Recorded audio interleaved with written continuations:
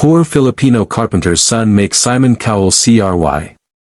Crying face golden buzzer shocks AGT.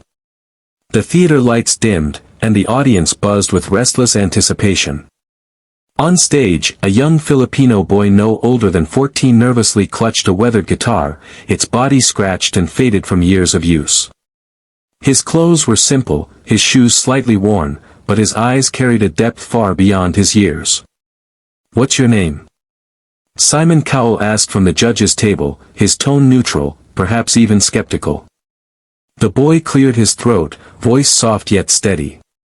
"My name is Mateo. I'm from the Philippines, my father is a carpenter." The room quieted. Simon raised an eyebrow. "And what will you be singing for us today?" Mateo looked down at his guitar before answering, "A song I wrote, for my dad." At that moment, something shifted in the air. It wasn't the usual introduction. There was a weight to those words, a quiet sincerity that reached beyond the stage lights and into the hearts of every person in the room. Back home in a small village in the Philippines, Mateo's father had worked tirelessly, crafting tables, doors, and wooden chairs by hand. His calloused palms carried stories of sacrifice, stories Mateo had watched unfold since childhood.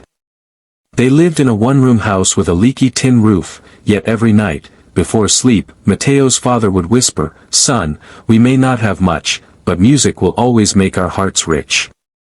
His father had saved every spare peso for months to buy Mateo that old guitar, picked from a second-hand shop in town.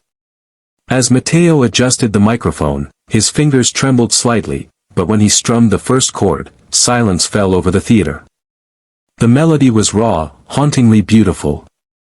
His voice, though not trained, carried an honesty that pierced through the noise of the world. He sang of long nights watching his father work by candlelight, of splinters buried deep in rough hands, of laughter shared despite empty stomachs, and of dreams built not from wealth, but from love.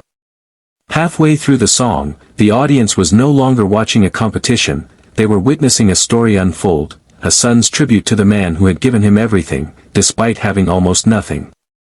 Mateo's voice cracked slightly on the chorus. "Papa, your hands built more than wood, they built me."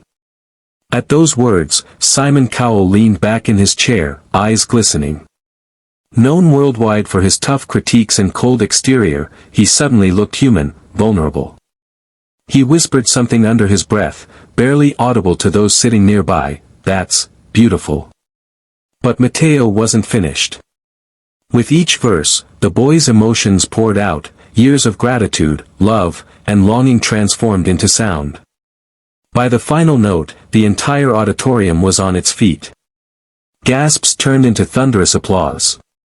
Some judges wiped away tears, others clapped in disbelief, and even the usually unshakable Simon Cowell raised his hands in surrender, visibly moved. The unexpected moment came when Simon pressed the golden buzzer. Glittering confetti rained down from the ceiling, and Mateo froze, eyes wide.